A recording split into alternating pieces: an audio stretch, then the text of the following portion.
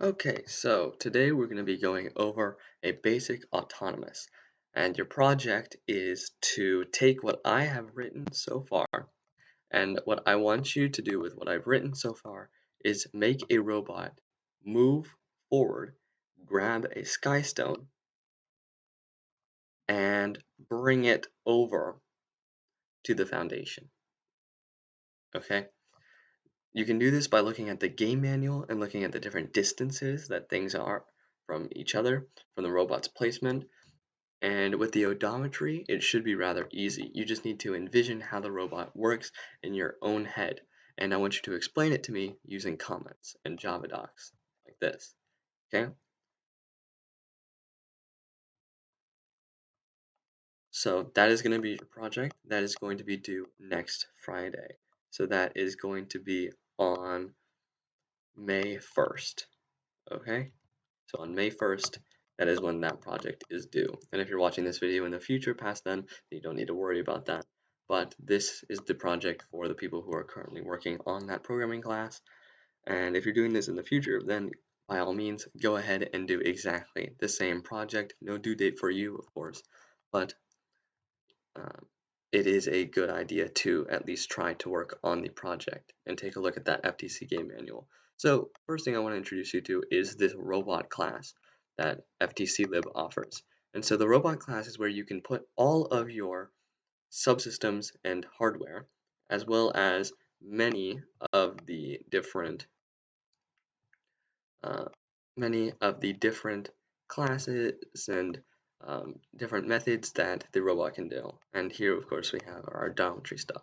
So let me introduce you to that. So first thing here is we have the exact same thing we had before, but a little bit new, mechanism drive instead. Here we have our JST encoders, which are for our odometry. We have one odometer on the left, one on the right, and one in the middle. We have our intake, which is how we're going to intake the stone, and our lift, which is how we're going to lift the stone, and if we want to place that onto our place that onto the foundation, and you're going to use the exact same mechanism that you created for the last project for that block outtake system uh, here. So I want you to put that into your robot class, and here is where we do the exact same thing we did before. The only difference is that now we have our odometry class. So now let's take a look at this odometry class right here. So the odometry class performs calculations based on the robot's odometry, which is used for tracking position. And this is specifically for a mechanism or really just a holonomic drive base. More information on the mechanism system can be found there.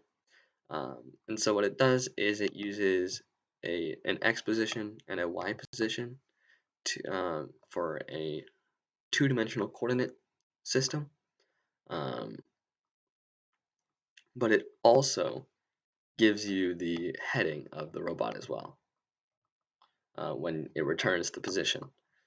And so what it does is it uses Euler's method, and what Euler's method does is it's essentially a uh, is essentially a half angle theorem, as you can see right here.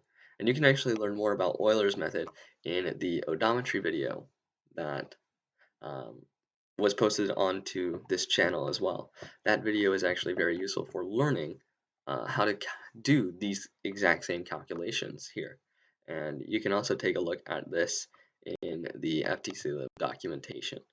Uh, Next thing is here we're doing our setting our distance per pulse, which is essentially saying how far does the motor move the rope? Does this encoder when it moves one tick, how far has that wheel moved,